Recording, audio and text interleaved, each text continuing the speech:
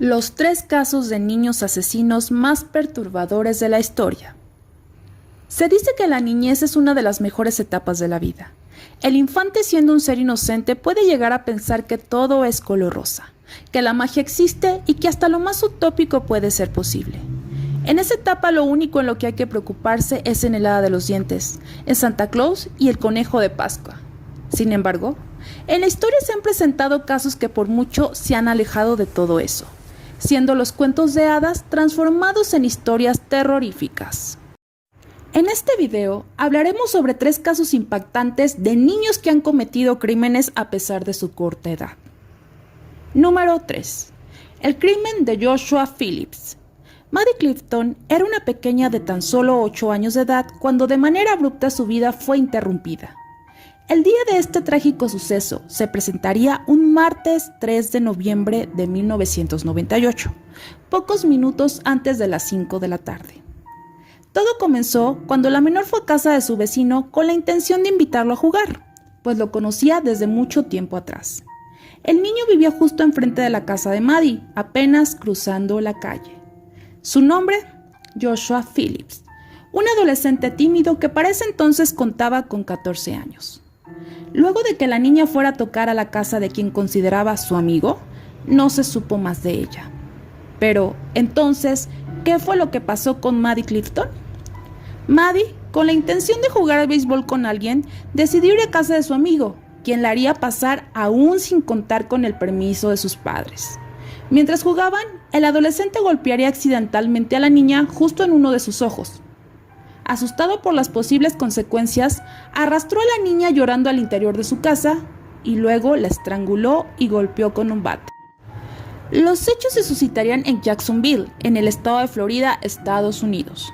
A las 6:30, Sheila Clifton, su madre, luego de terminar de alistar la cena, se asomaría a la ventana con la intención de llamar a su hija para que regresara a casa. Sin embargo, al no verla por ningún lado a través del interior de la vivienda, decidiría salir a buscarla, cruzando posteriormente la calle y tocando las puertas de los vecinos. En casa de los Phillips, la atendería Joshua, quien a palabras simples le dijo que no la hacía pasar porque su padre le tenía prohibido dejar entrar a alguien si no estaba él, asegurando también no saber nada de Maddie. De esta manera, tan solo una hora después, Sheila, ya alarmada, se comunicaría al 911 para reportar la desaparición de su pequeña hija, mencionando que la misma había salido a jugar a la calle con un par de pelotas de golf para no volver más. El 10 de noviembre, una semana después de los hechos, Melissa, quien era la madre de Joshua, entraría a su habitación para limpiarla. Sería en ese preciso momento cuando observó algo totalmente extraño sobre el piso de la habitación. La cama de su hijo, la cual tenía un colchón de agua, parecía estar perdiendo líquido, pues había un pequeño charco.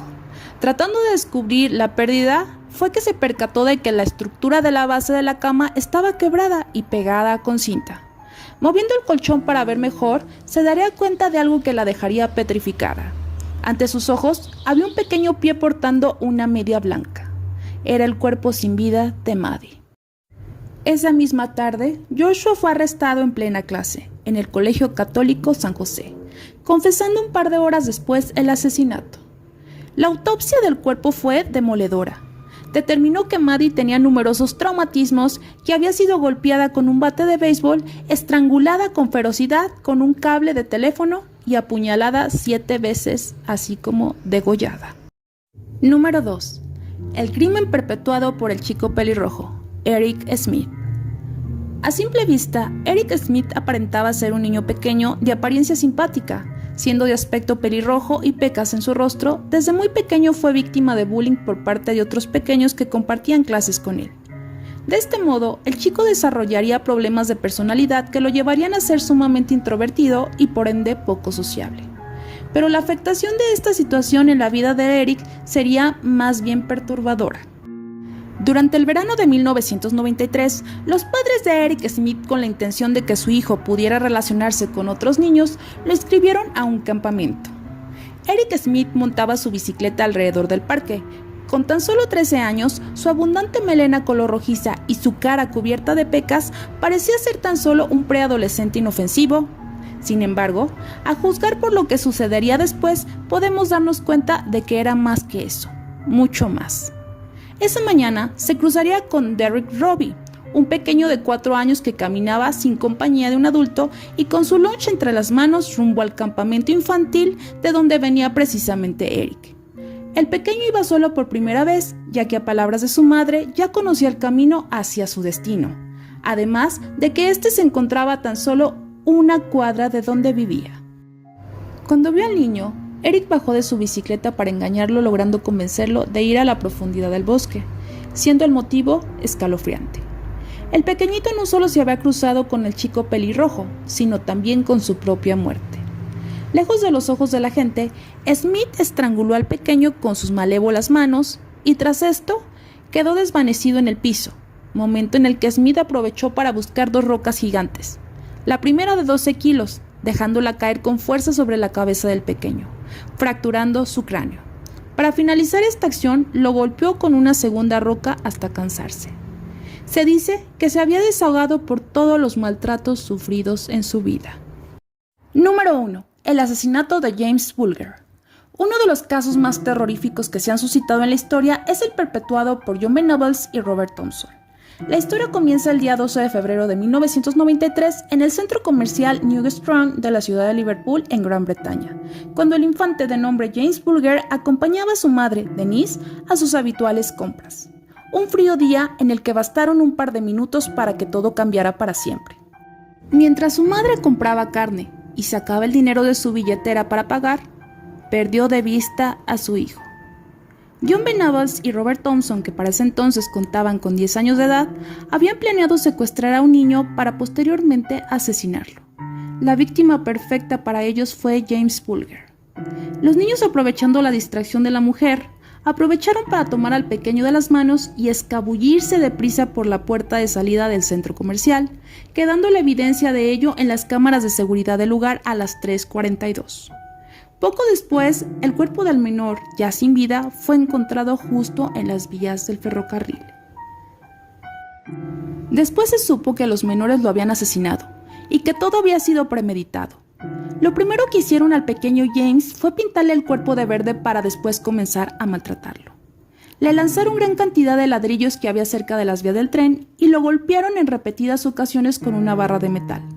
Posteriormente lo patearon fuertemente.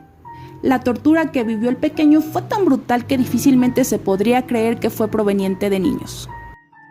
Como si no fuera suficiente lo anterior, rompieron sus dedos para posteriormente abusar sexualmente de él. Finalmente acabaron saltando sobre él hasta reventar su vientre. Una vez muerto, colocaron su cadáver sobre las vías del tren para que lo atropellase. Querían simular que todo había sido solo un accidente. Luego regresaron como si nada a sus casas, riéndose del acto que habían cometido. Aunque no está confirmado, se piensa que la película de Chucky, que en ese entonces sale a la luz, sería el motor que llevaría a estos niños asesinos a cometer los actos. De los 3 casos tenemos que cada uno de los criminales, aunque menores de edad, fueron sentenciados de manera diferente. Algunos de ellos al día de hoy siguen cumpliendo su condena y otros más han sido liberados. Sin embargo, esta vez no vamos a indagar en esos detalles, sino en el triste hecho de que a pesar de ser solo niños, cometieron actos tan terribles en contra de otros pequeños. Y es que se sabe que cada uno de estos asesinos sufría violencia de algún tipo dentro de sus hogares, y que esto mismo fue un detonante para los escalofriantes sucesos. Si el video fue de su agrado, les agradecería su apoyo suscribiéndose al canal, activando la campanita y otorgando un like. Sin más que decir, me despido. Mi nombre es Neiva Sandoval y este fue otro caso de crímenes que han conmocionado a la humanidad. Gracias y hasta pronto.